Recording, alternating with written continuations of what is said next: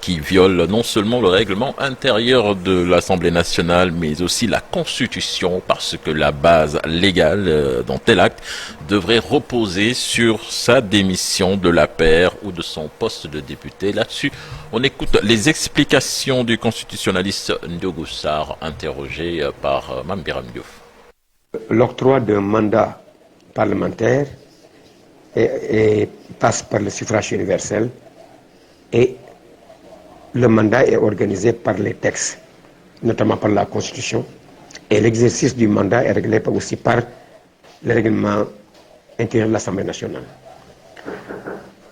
Il me semble que Mme Mimi Touré apparemment n'a pas acté sa démission de son parti qui est l'Alliance pour la République. De la même manière, je pense que Mme Mimi Touré, en tant que députée, l'honorable Mme Mimi Touré, n'a pas aussi acté sa démission dans le cadre de la coalition qu'il a portée au niveau du Parlement, c'est-à-dire la coalition Benno Bokk Yakaar. À partir de ce moment, on ne peut pas, à partir d'un certain comportement de la députée Mme Mimi Touré, peut-être un comportement qui n'est plus en phase avec la ligne de son parti qui est APR, ou peut-être Benno Bokk Yakaar, tirer comme conséquence que cette ligne de conduite de Mme Mimi Touré, qui n'est plus en phase avec celle du parti, est assimilable à une démission et introduit une lettre demandant sa déchéance au niveau du Parlement. Je suis vraiment désolé de le dire.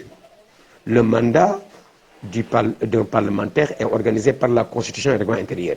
Et l'article 60 de la Constitution avait posé et confirmé par la réforme de 2016 que tout député qui démissionne de son parti en cours de législature est automatiquement déchu de son mandat.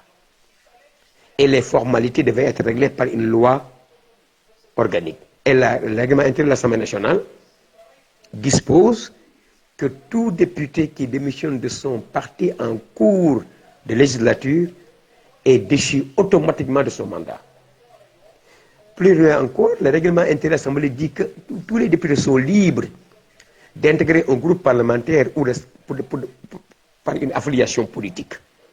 Mais la conséquence, c'est qu'un député qui démissionne du groupe parlementaire dans lequel il était inscrit ne peut plus, durant la législature, être affilié à un autre groupe parlementaire. Et nous allons en reparler tout à l'heure dans l'actu commentée. Une autre actualité, les syndicats des transporteurs suspendent leur mot d'ordre de grève, Cheikh Tidiane.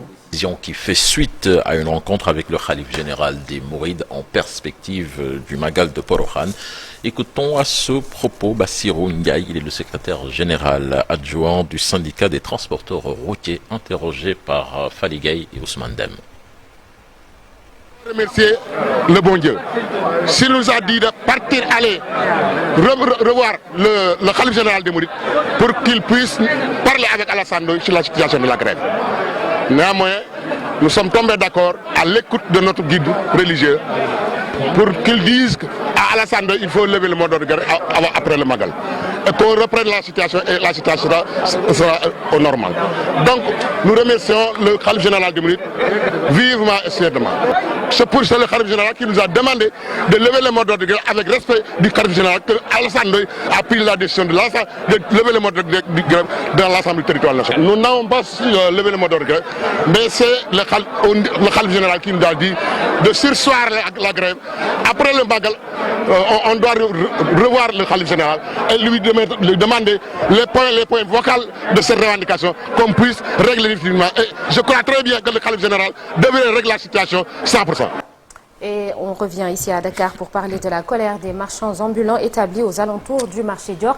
C'est aux Parcelles Assainies. Ils ont brûlé des pneus pour dénoncer leur déguerpissement. Leurs marchandises plutôt entre les mains des agents de la mairie. Les marchands ambulants se tournent les pouces en attendant une issue heureuse. Plus de détails dans ce sujet signé Aminata Mbaresso et Modou Diop.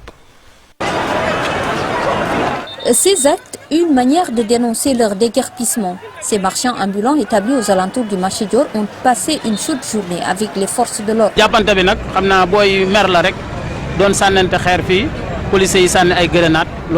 C'est les gens qui sont dedans qui nous demandent de quitter ici.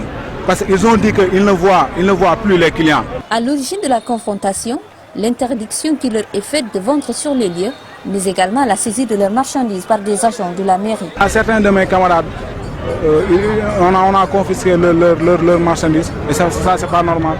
Chef de l'État lu mu wax day utal ndaw ñi ay xëy ñu ju nekk ay citoyens sénégalais ñu góorgóorlu ba utal suñ bopp xëy dañ ñoo war a soutenir jàppale ñu au lieu ngeen ñuy buntu xatal di ñu yàqal ci li ñu nekk te fii li fi xëy di liggéey lu mu gàtt mën na 700 personnes. Ces marchands ambulants, obligés de quitter les lieux, avaient pourtant reçu une sommation. bettuñu nag ndax joxe nañ sommation xëy na yàgg na wala yàggul joxe nañ sommation ñun tamit demoon nañ ba taamu fi miin fi ba yaakaar ne fii lañ am fii lañ xam mënatuñu fi jóge moo tax benn côté foofu la ñu bettee. Un tout autre décor aux alentours du marché Dior, un lieu de vente aujourd'hui vidé de ces ambulants. Et puis CHAN 2023, le Sénégal va affronter la Mauritanie en quart de finale ce vendredi. Une rencontre où il sera difficile de désigner un favori selon le journaliste sportif Hubert Mbengue qui pense que ces deux équipes sont d'égale valeur au regard de leur performance lors du premier tour. Je propose de le suivre au micro de Cher Sadibou Diarra. Finalement, ce sera la Mauritanie qui a remporté son duel avec le Mali. Une bonne équipe de la Mauritanie avec de bons joueurs comme le buteur Mamadou Sy, le buteur contre le Mali, ou le gardien Namori Diao. Mais surtout un excellent coach, le Comorien Amir Abdou, qui a également d'ailleurs en charge la sélection A de la Mauritanie, avec laquelle il a réussi une belle entame en éliminatoire de la prochaine CAN en Côte d'Ivoire, avec 4 points.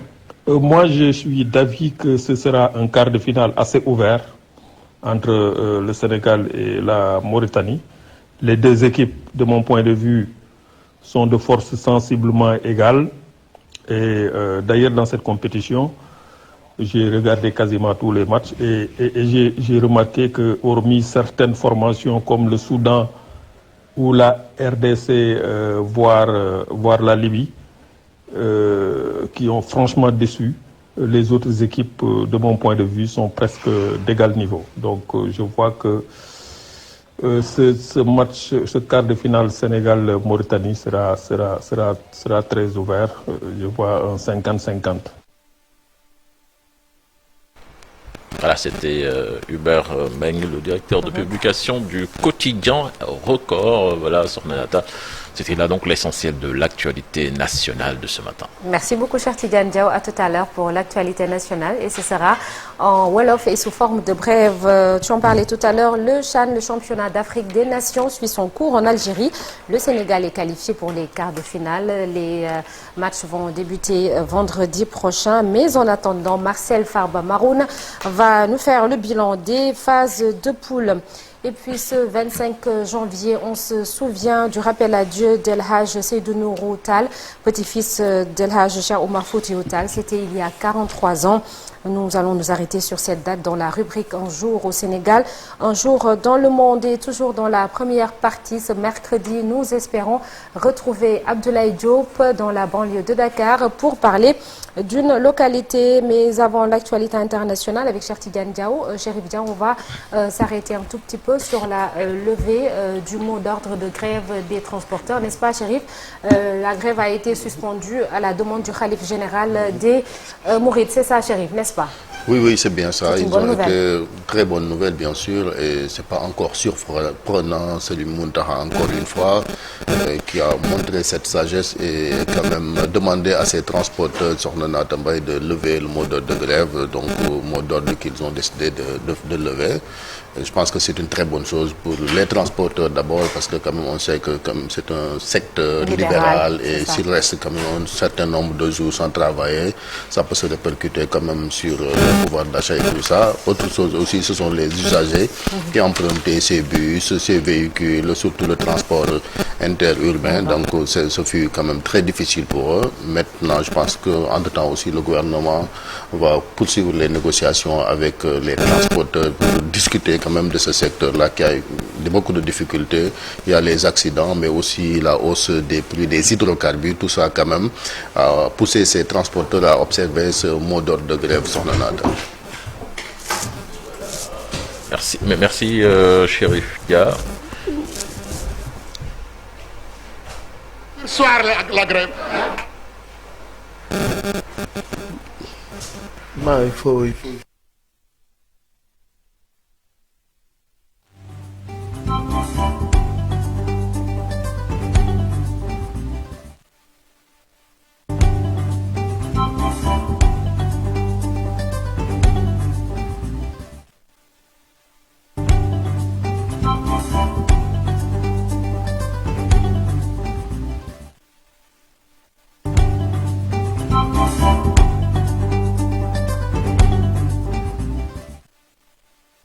Alors, toutes nos excuses pour ces quelques couacs techniques. Nous allons poursuivre dans quelques instants avec la revue des unes des journaux parus. Ce matin, cher Tidiane Diaw, on parlait tout à l'heure de la suspension du mot d'ordre de grève des transporteurs pour les besoins du Magal de Porokhane. Une bonne nouvelle pour les transporteurs qui ont souffert quand même ces quelques jours, mais également des usagers, n'est-ce pas? Ouais, surtout les usagers, que ce soit le transport interurbain et même le transport urbain. Je pense que quand même, ils ont eu énormément de difficultés, le plus souvent à rallier à leur lieu de travail ou bien à s'occuper de leurs besoins. Heureusement que c'est fini et c'est une très bonne nouvelle. Tout le monde s'en félicite, même si le problème n'est pas encore résolu. Forcément, il y aura encore des négociations entre l'État et les syndicats des transporteurs parce que les sujets ou bien les problèmes qui étaient à l'origine de ce mot d'ordre de grève sont toujours là. Plus précisément les décisions que le gouvernement avait prises pour la sécurité routière après les accidents de Sakal et de Sikilo. Toutes nos excuses, Nata, avec l'actualité internationale pour des problèmes techniques quand même, peut-être dans la deuxième partie, mais quand même retenez cette information capitale aujourd'hui avec l'ex-président mauritanien Ould Abdel Aziz qui a été arrêté à la veille de son procès, un procès qui s'ouvre aujourd'hui. Chérif Dia, vous étiez à Nouakchott la semaine dernière, mais quand même là c'est un fait inédit, un ancien président quand même qui va être jugé dans son pays. De le voir ailleurs, peut-être c'est des crimes, etc., surtout crimes de guerre, mais cette fois-ci c'est pour un enrichissement illicite parce que Aziz a dirigé la Mauritanie de 2009 à presque 2020. Donc son successeur qui est Ould Ghazouani quand même qui poursuit la procédure.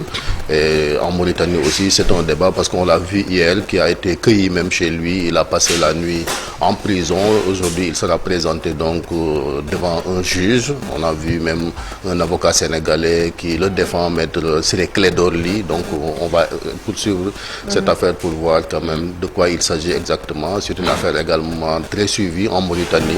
Un ancien chef d'État quand même poursuivi pour enrichissement illicite parce que cela fait débat là-bas à Nouakchott. On suivra tout cela avec attention sur Nata Mbaye. Merci beaucoup, cher Tidiane Diaw. À suivre certainement l'actualité internationale en Wolof. Ce sera tout à l'heure. Mais en attendant, la revue des unes des journaux parue ce mercredi avec Cheikh Diop.